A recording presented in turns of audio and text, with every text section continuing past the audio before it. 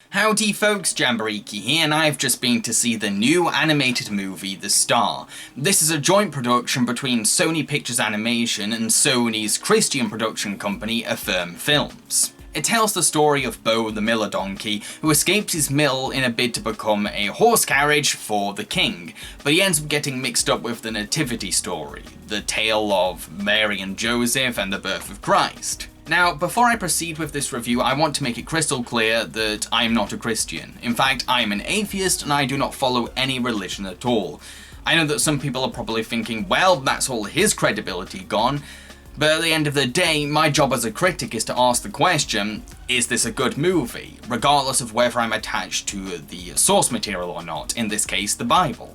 With all that being said, let's talk about the actual movie. Okay, so my biggest gripe with this film is that it comes off as nervous. It doesn't seem that confident about telling the nativity story to children. Why? Because it makes the animal characters more of a central focus and has them talking, bringing in that sense of familiarity, that formula we've seen a million times before that's led to so many other successful kids' movies. It's like Sony are terrified that if they play the nativity story straight to children, then they're going to get bored, they're going to lose attention, so we have to make the animals talk. But I think that Sony should have way more confidence and faith in their young audience. Don't pander to them.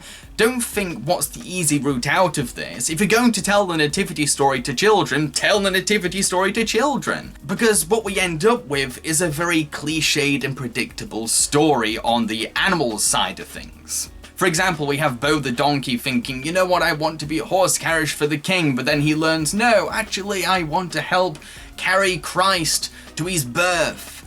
And we know the film is going to go in that direction as soon as it begins.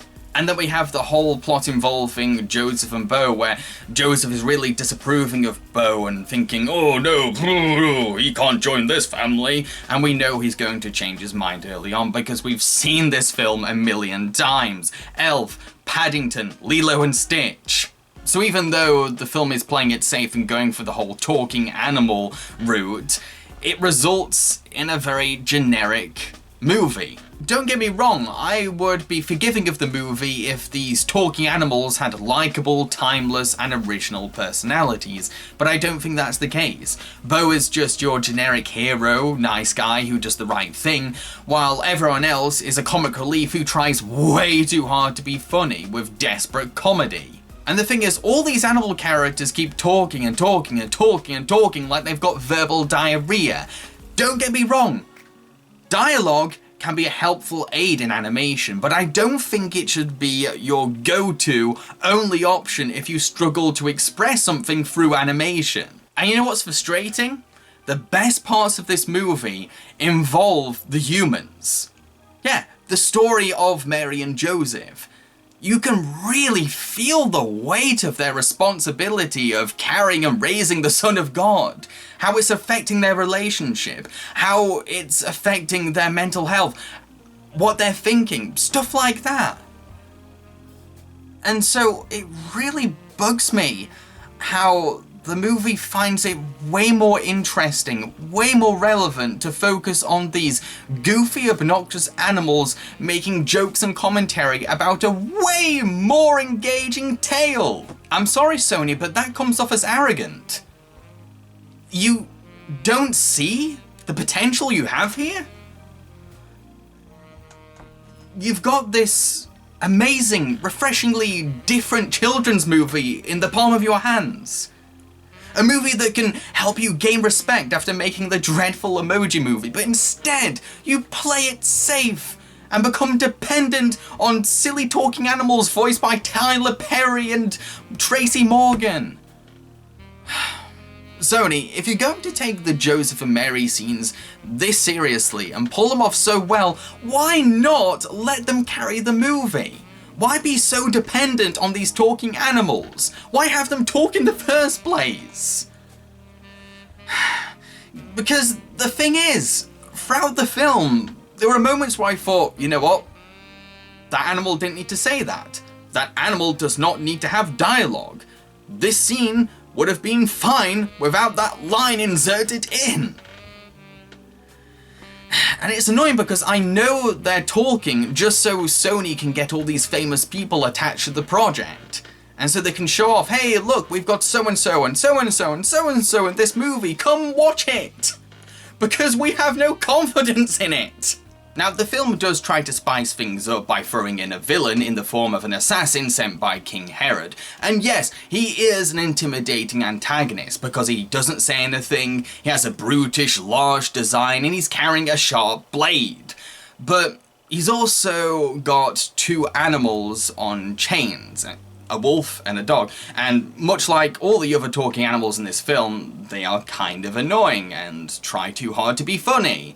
And I just feel as if that the tension, the excitement, the things that work about the assassin are consistently killed off or watered down because we're panning down to these talking animal characters who kind of take his place. There are parts where we're so focused on the wolf and dog that I'm thinking, okay, well, what's the assassin doing? What's he thinking? I want to see his face.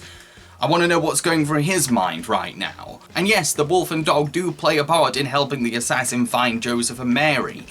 But I find the assassin more engaging, so it's annoying that we keep panning down to these stupid talking animals instead of him. Whenever the movie was about the Nativity Story, I was interested. I was glued to the screen and I wanted to keep watching, but then suddenly the camera would switch over to the annoying, obnoxious talking animals and they would make stupid jokes or bland commentary. Yes, the animals do play into the story, they do get involved, they do help to protect Joseph and Mary, but I don't like them as characters, and I don't like how they keep interrupting the flow of the film. Don't get the wrong impression, I have nothing against talking animal comedies. Some of my favourite films are talking animal comedies. But I feel as if that this type of children's film is currently oversaturating the animation industry, especially in the straight-to-video market. So when I see the star relying on this type of formula for a kids movie, I just don't get the impression that they thought, well, let's make a risk, let's try something different. It seems like a crutch for them. I also have nothing against comedies in general. I'm fine with a kids movie having a sense of humour. I'm not one of those people that insist that an animated movie is only good if it's deep, tear-jerking and profound. I'm fine with a fun, silly movie if it's funny and entertaining. But the star's comedy is just so desperate and flat. If you want to see a talking animal comedy set against the Nativity Story with lots and lots of attempts at trying to make you laugh, I think you might like this movie. But personally, I have mixed feelings. I really didn't like the animal side of the film, but the Mary and Joseph scenes were amazing.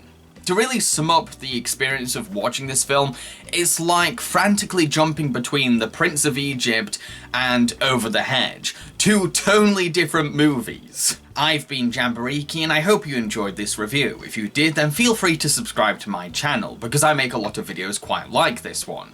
Please also consider supporting me on my Patreon with a monthly pledge in return for awesome rewards. Thank you. Cheerio, folks.